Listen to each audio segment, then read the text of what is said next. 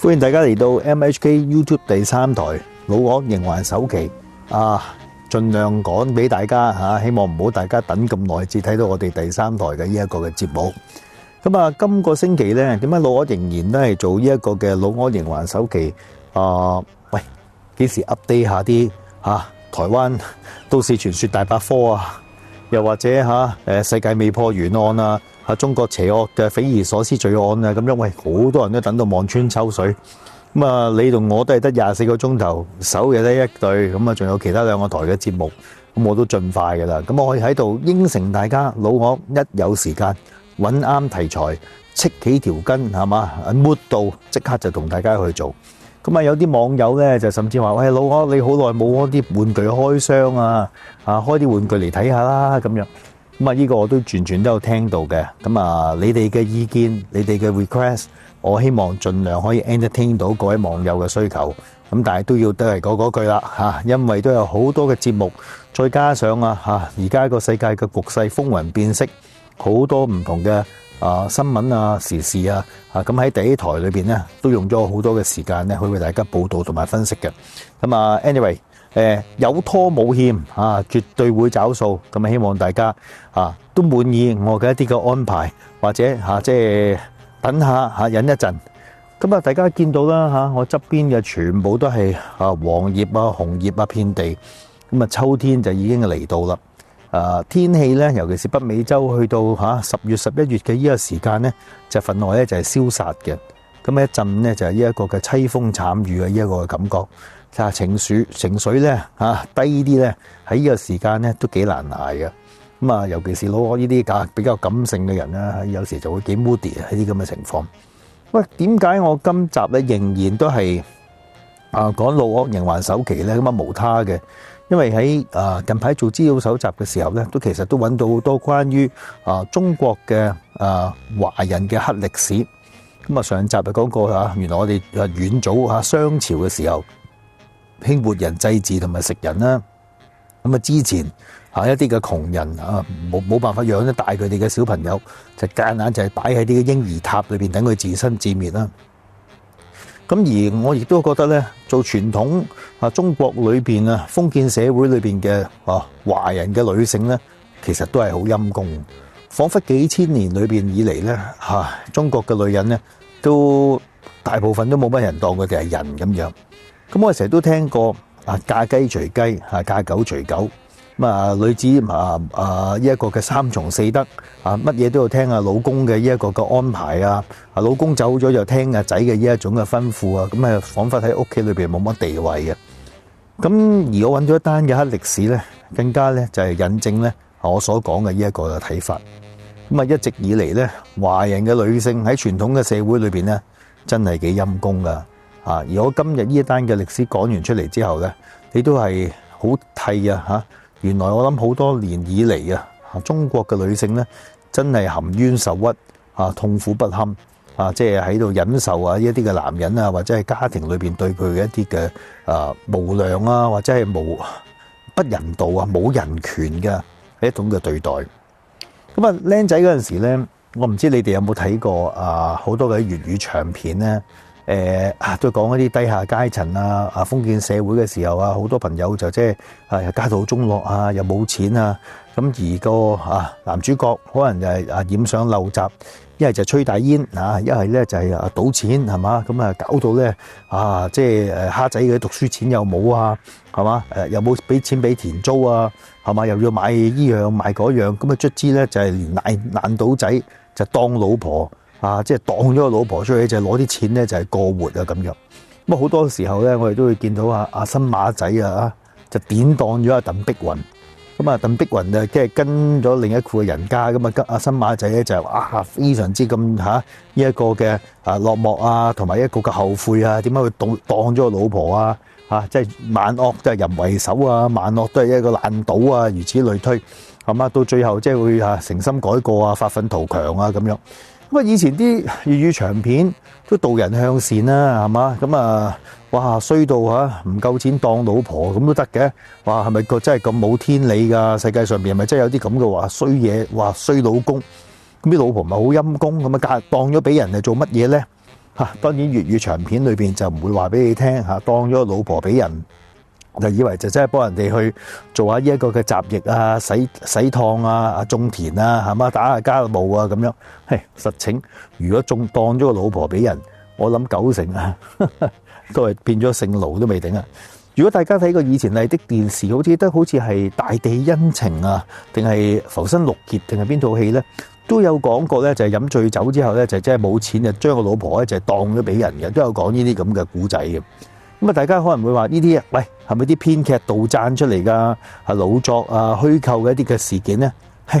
講得流傳到落嚟，寫得喺個劇本，拍得做電視劇或者電影，就梗係有根有據啦。咁啊，原來以前嘅呢一個嘅中國咧，真係興咧當老婆、典當老婆呢一樣嘢。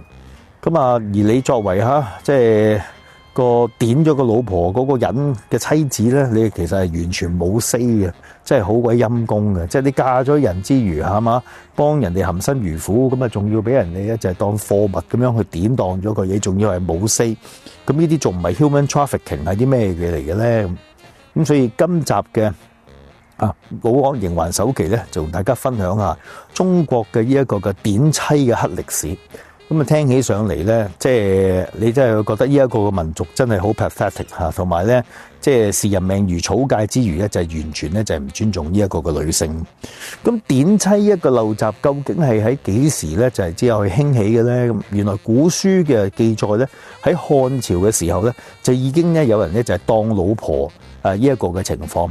咁啊，而喺宋朝嘅時候咧，咁啊亦都咧就係亦都有好多嘅一啲嘅記載都好 common 嘅。咁而真真正正咧，去到典當妻子即係呢一個嘅高峰咧，就去到晚清嘅呢個時候，特別係 after 呢一個嘅太平天國之亂之後咧，因為全個中國咧都有呢一個嘅將個妻子典當咗俾人嘅呢種嘅陋習嘅。咁好啦，咁啊你就可能會諗點解要典當呢個妻子俾人咧？咁樣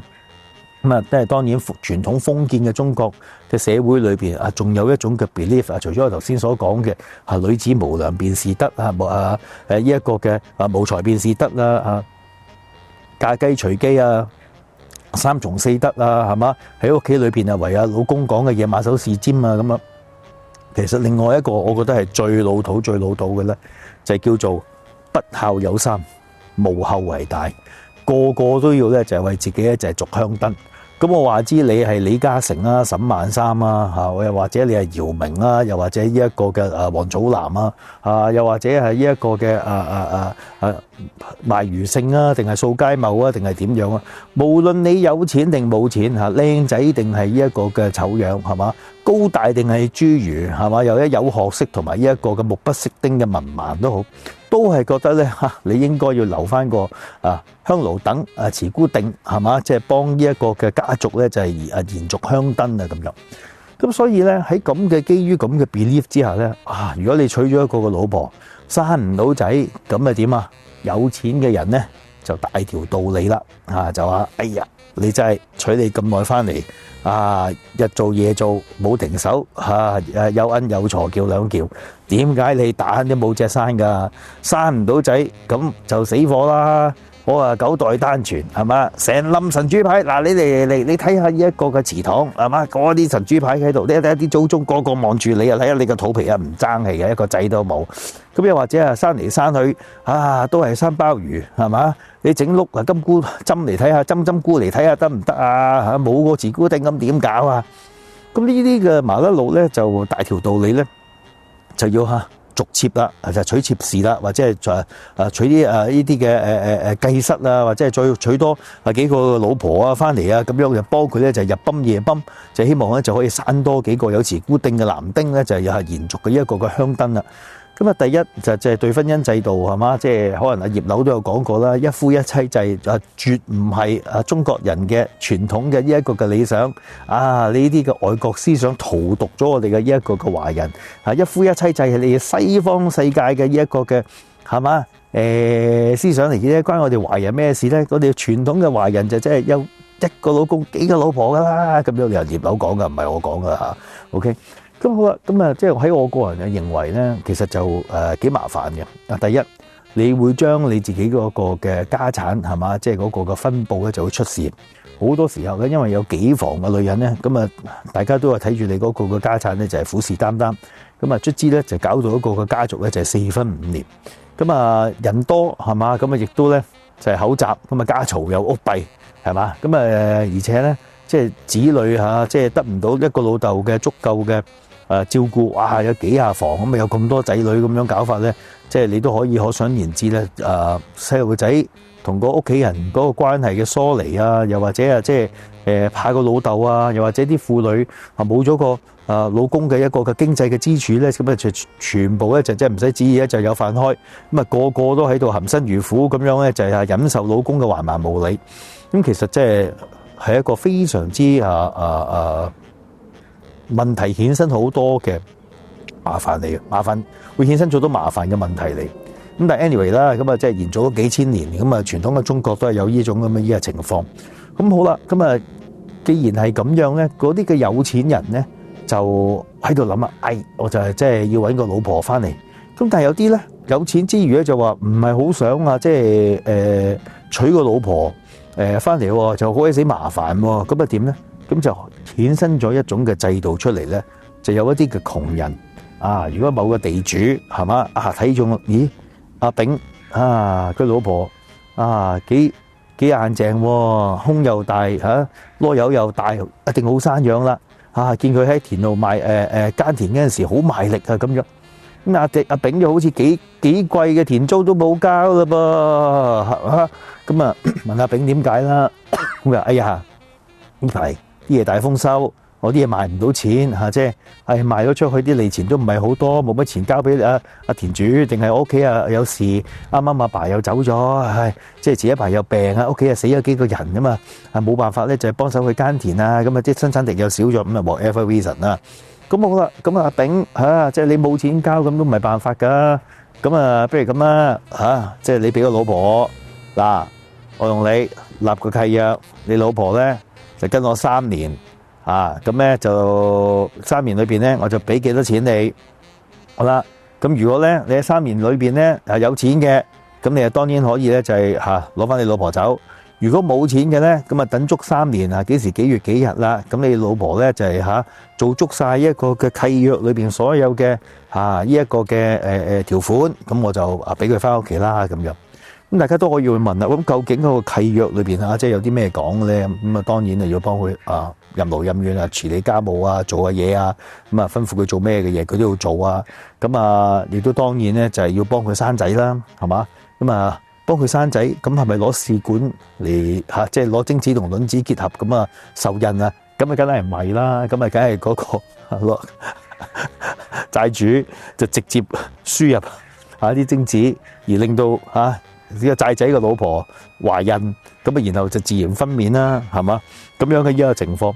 咁生咗個仔又會點啊？咁啊生咗個仔咧，即係喺嗰個嘅合約期內咧，咁啊當然呢一個嘅媽咪就照顧個仔啦。咁但係去到合約完咗之後咧，咁就賣仔莫摸頭噶啦噃。咁呢一個嘅媽咪咧就要離開呢一個嘅富戶，就翻去嗰個窮人嘅原本個老公嘅屋企裏邊。從此咧又唔可以見呢一個嘅幫我富人生咗嘅呢一個嘅兒子，唔好話初一15清明重陽去探佢過年老毛都唔可以俾張亦都唔可以咧就係翻嚟咧耐唔中喺屋企門口及下佢。總之就係終身不得往來咁樣嗰隻。咁寫晒清清楚楚，有典當嘅金額典當嘅一個嘅時間，喺個合約期間就要配合咧就係一個嘅生仔，咁亦都唔可以喺合約嘅期間裏邊咧翻去你老公嘅原本你自己屋企裏邊咧就係居住，咁生完仔咧亦都唔可以咧就係翻嚟咧就係去探你嘅仔咁樣，寫到清清楚楚。咁好啦，咁聰明嘅網友，咁大家都可能會諗，咦？好似唔係好啱數喎，唔係好對路喎，咁樣搞落去一定有好多嘅一啲嘅問題咧，就係衍生咗出嚟啦。嗱，聰明嘅網友聽得 MHK 嘅節目多咧，就一定會諗到乜嘢嘅問題啦。當然呢一個嘅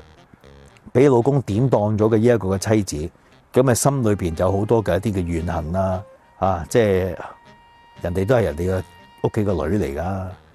嫁咗你，飯都冇啖好食，憂柴又憂米，係嘛？冬天又唔夠衫着嚇，即係夏天就即係嗰間屋裏邊咧，就係又滴水咁啊，即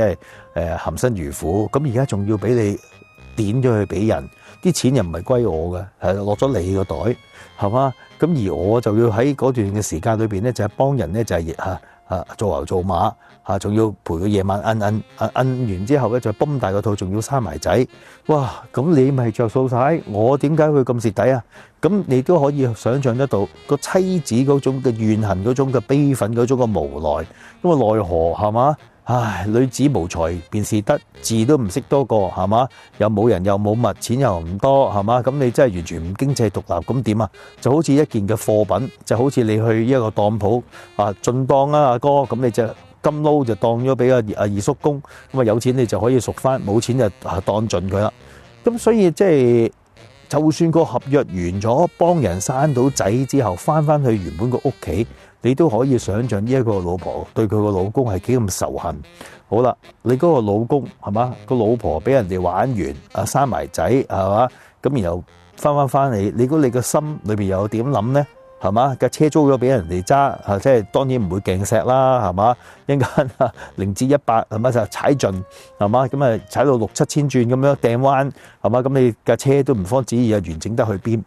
咁啊亦都覺得唉，即係硬係就係鬆鬆 L 咁樣嘅，即係以前係緊緊節節嘅，點解而家咁鬆啊？即係硬係迎住俾人玩過自己嘅老婆，咁你之後嗰個倫常嘅問題，大家都可以可想而知，夫妻之間嗰個嘅大家互相仇視啊、嫌棄啊、怨恨嘅問題就去邊一度啦。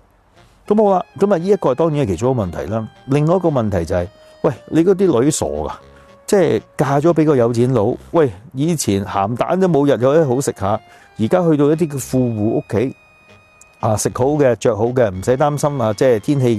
嘅變化冇衫着係嘛？咁啊風涼水冷，哇！屋企又即係美輪美奐，咁啊最多係幫人哋 𥄫 下啫，即係噏下咁啊，泵大咗個肚。咁啊，即係講真，即係你開頭要 make sure 生到仔，咁啊，即係嗰種嘅行房啊、敦倫啊、即係性行為啊，咁啊，當然就係即係日日做幾鑊啦，係嘛？即係講真，真咁辦電當你翻嚟喎，老友係咪先？唔通我擺喺度，即係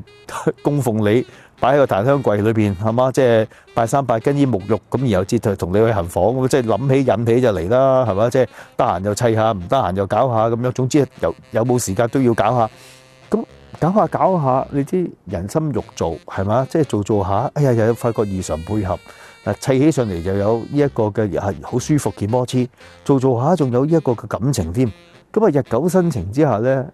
真係諗下，哎呀得返原來大半年我又要走，哎呀個仔又生咗，咁個點我翻當我翻嚟嗰個嘅老公係咪？哎呀老公又對我非常之好。又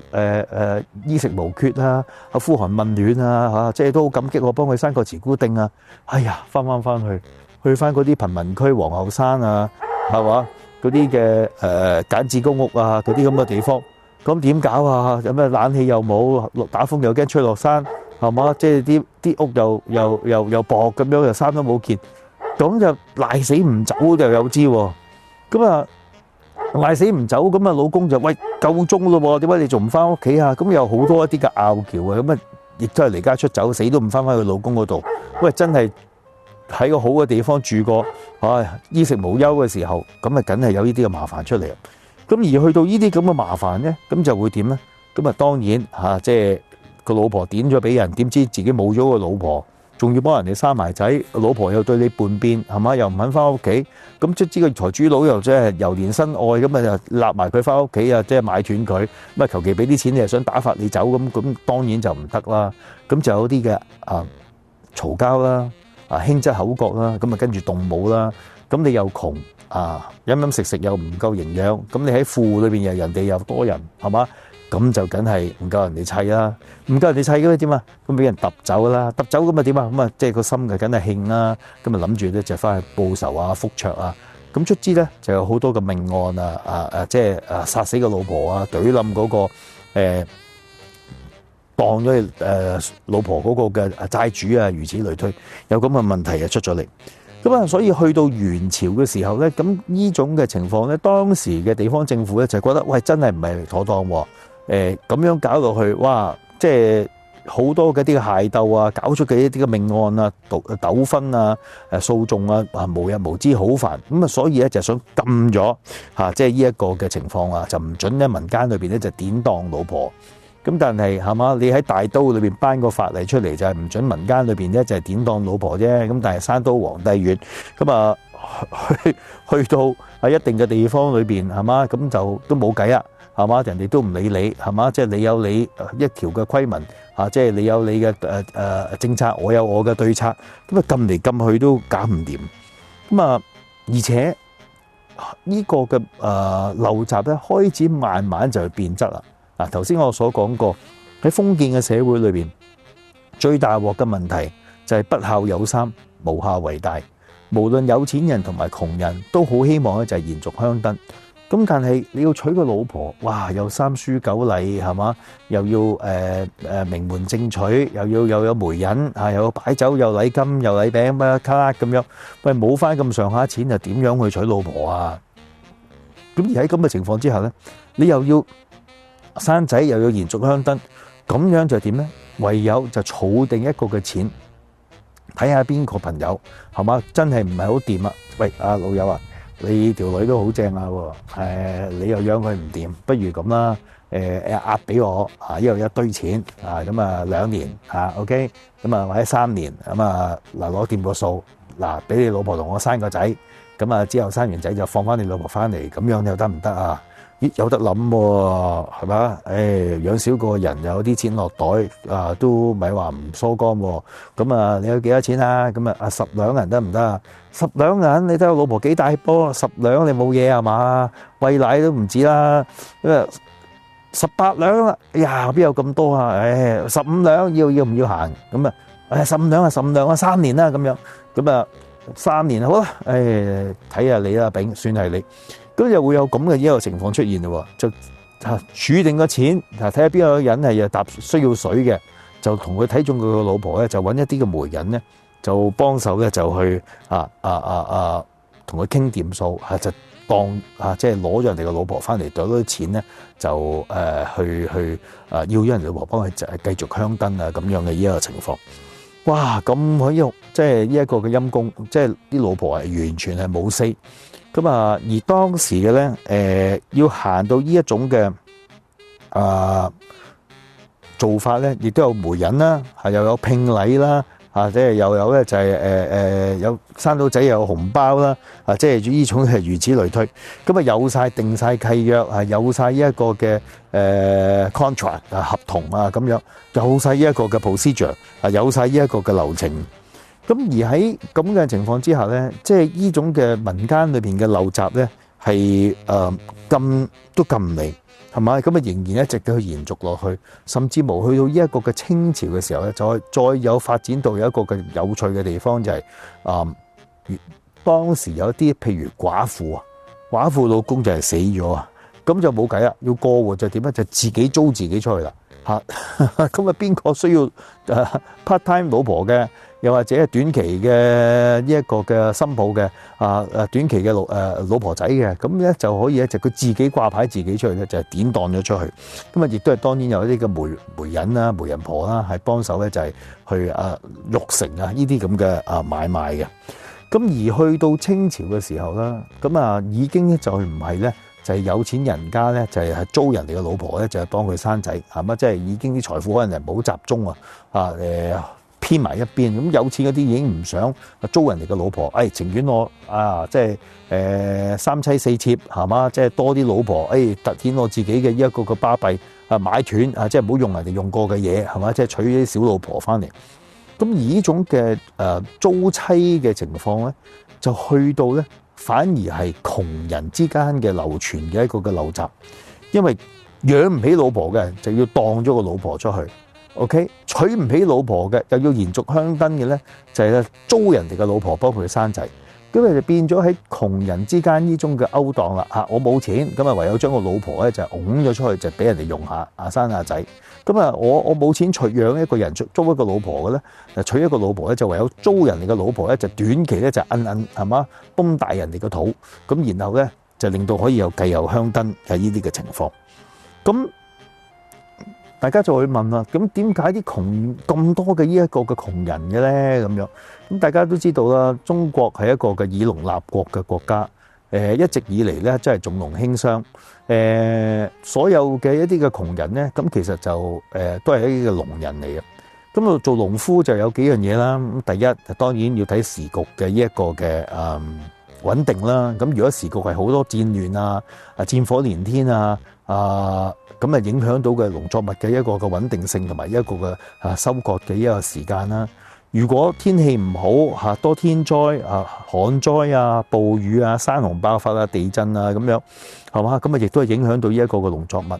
咁而再有瘟疫啊，死得人哋多啊，咁啊亦都咧就影響嗰個生產力。咁所以咧就做農民咧就係一個嘅聽天打卦嘅情況出嚟。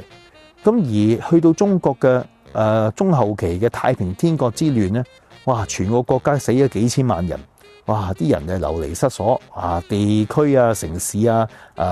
城鎮啊，全部受到呢一種嘅戰亂嘅呢個摧毀，嚴重影響過呢一個嘅生產力。咁啊，亦都係因為咁樣嘅情況之下咧，人類嘅流徙啦、國民嘅流徙啦，同埋人口嘅唔穩定啦，亦都咧就多咗好多一啲嘅剩男出嚟。咁呢啲嘅剩男咧，咁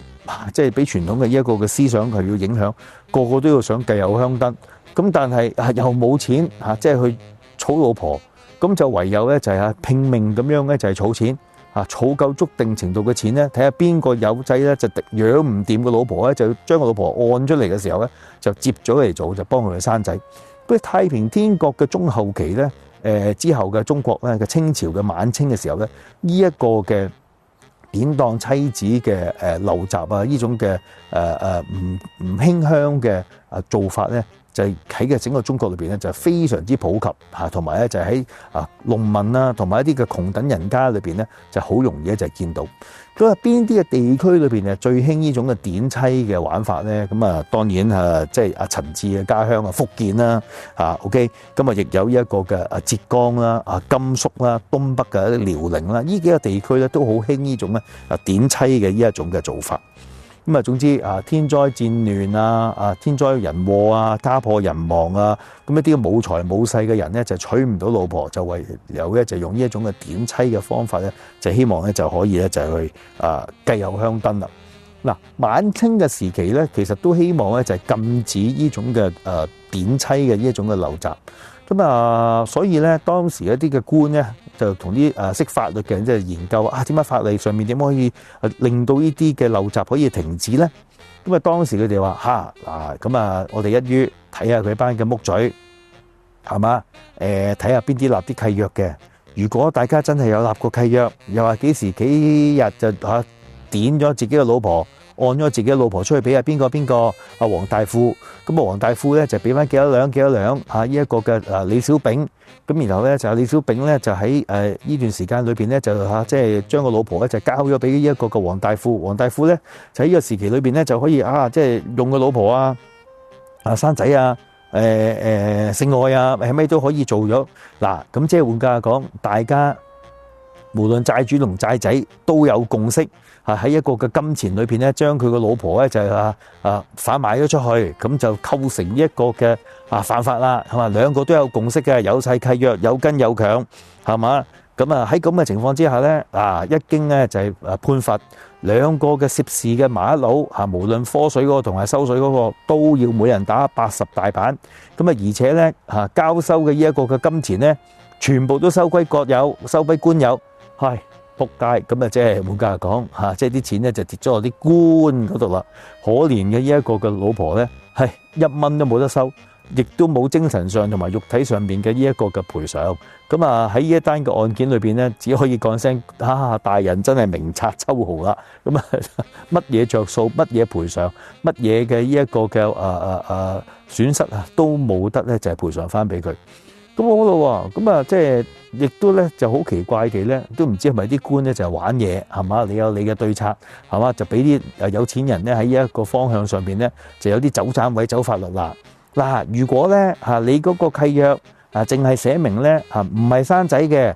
租個老婆出去幫人哋打住家工，幫人哋咧就做洗燙，幫人做奶媽，係嘛？幫人咧就執頭執尾，落田做嘢，咁就不在此例嘅，就冇問題嘅，就唔需要追究嘅。咁就賴嘢啦，係嘛？咁你雖然就講到話唔准生仔啫，咁當中裏邊搞咗，你又知條毛咩？即係日久生情之後生咗仔，咁我個契約就係叫佢做工啫嘛，冇話包生仔啊，係嘛？咁有啲咁嘅漏洞咧，就係俾啲人咧就繼續咧就將個老婆咧就典當咗出去，好心啲落講嘅就係當個老婆出去幫人哋做工人，係嘛？但係會唔會喺一個嘅月黑風高嘅晚上，咁啊然後咧就係個老爺就突然之間入咗個柴房，哎呀阿老爺，阿少奶喺出邊嘅，少奶飲咗太太口服液，瞓到死豬咁樣啊！你嗌到幾大聲，少奶都聽唔到噶啦。咁就跟住係嘛，下一個鏡頭一 shot 就影到即係喊苦喊忽，老爺我都係你個人，你要認數至好啊！你放心啦，我係肯定會認頭嘅，係嘛？咁呢啲喺粵語長片裏邊，大家都睇好多，大家都見慣見熟啦。咁我揾得翻咧，原來呢啲係真係喺曾經嘅呢一個嘅中國，係嘛？無論喺漢朝啊、宋朝啊、元朝啊、清朝啊，就算民國啊，都有呢種嘅典妻嘅呢種嘅陋習。咁1949年嘅所謂嘅新中國，咁其實人口販賣亦都係未停過，係嘛？而家嘅 KK 樂園無論男女老幼都係可以喺拎去販賣，係咪？即係要攞贖金，要贖翻翻嚟嘅。即係呢種嘅唔尊重人權，視人命如貨物，將啲人咧就係一個嘅奇貨可居嘅一隻嘅豬咁樣咧，就係賣嚟賣去，咁原來一直都冇改變過呢啲人咧就話號稱新中國即係人有人權即係大家有大幅嘅改善呢一個嘅情況，咁亦都唔見得係。咁而且喺中國裏邊即係呢種娶唔到老婆、溝唔到女嘅，咁亦都衍生咗叫做光棍節。每一月個年嘅11月11號，呢啲嘅光棍咧就係慶祝自己咧就係孑然一身，咁就係去網上邊咧就係大飲大喝買賣物件縱慾消費咁樣。咁其實你睇下咧，即係整個國家裏邊咧都係喺一個停留喺好低層次嘅情況裏邊，真真正正咁多年其實都冇乜一隻顯著嘅改善過，同埋喺人權人嘅精神文明尊重人喺呢一個角度裏邊咧，其實都冇乜點進化過。咁可以想象得到咧，即係幾千年嘅中國歷史，呢一個嘅典妻即係咁耐嘅呢個時間，係嘛典咗過去俾人搞出真感情嘅，到最後又唔想翻屋企情願做嗰個嘅有錢佬嘅妾侍婢女都唔翻去，係嘛？咁就好多嘅家庭嘅倫常嘅呢啲嘅問題。一直以嚟到而家我哋有時都會聽得到即係有時大陸裏邊都係一種嘅販賣嘅人口甚至乎一啲嘅窮鄉僻壤裏邊，我哋睇電影嗰啲咩萬井萬山都會將一啲嘅民女捉咗翻屋企。我哋前一排亦都知道嗰個嘅有一個嘅女士亦都俾人咧就係禁錮咗即係幫人哋去生仔。咁呢啲嘅情況都係完全都未有改善過即係8個小孩的母親啲咁嘅問題，時日都有聽得到。咁可憐呢個中國人，即係好多個朋友都話來生不做中國人。咁就算做到中國人，都係千祈唔好做女人即係都係慘痛連連太多一啲嘅悲痛嘅黑暗嘅歷史。咁好啦，咁今日嘅老柯營環首期係嘛，咁就講到呢一度先。咁下個星期亦都有新嘅一啲嘅片集，咁你就要密切留意，究竟我講台灣嘅都市傳說啦、世界未破懸案啦，定係啲咩嘅 topic 啦？密切留意 MHK YouTube 第3台，記得subscribe 我哋嘅 channel， 撳埋個鐘仔，只要有新嘅節目一上咧，你就收到通知，即時可以收睇我哋嘅最新節目。